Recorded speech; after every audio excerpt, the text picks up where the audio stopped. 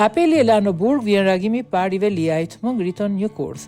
Kryebashkiaku i Tiranës Erion Veliaj ka reaguar në rrjetet sociale pasi apeli GKK e la në burg. Veliaj thotë se prokurorët i kanë ngritur një kurth duke përgjuar bisedat e tij telefonike me familjarët nga burgu. Të dashur miq e dashamirës, vendimi nuk ishte ai që do doja, por ishte ai që deshën ata që më janë qepur si të isha armiku më i betuar i këtij vendi.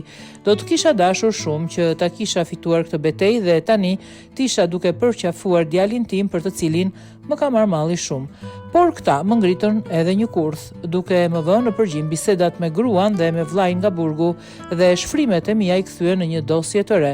E gjitha është si një ëndër e keqe, si një film sovjetik, me sigurim sa që i qepen robit deri në poshtrim.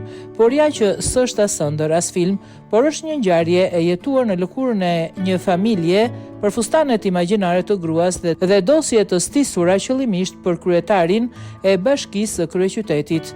A ka dikush që duhet të dëgjojë dhe të shohë se çfarë lebetie është e gjitha kjo?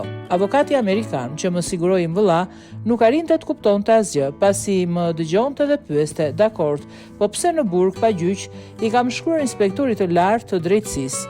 Por më duket sikur kam hedhur në det një letër në shishe që kush e di se në xhbrek të shkret ka dalë. Sidoqoftë, ky nuk është fundi, se s'ka se si të jetë. Luftën për drejtësi do ta vazhdoj dhe do ta bëj deri në fund, siç ju kam premtuar, sepse gjatë gjithë jetës time kam treguar se di të ringrihem. Humbjet na bëjnë më të fortë dhe janë preludi fitoreve.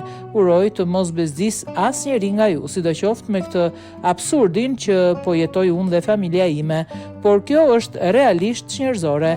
Faleminderit për çdo mesazh inkurajues dhe për çdo mbështetje zemre.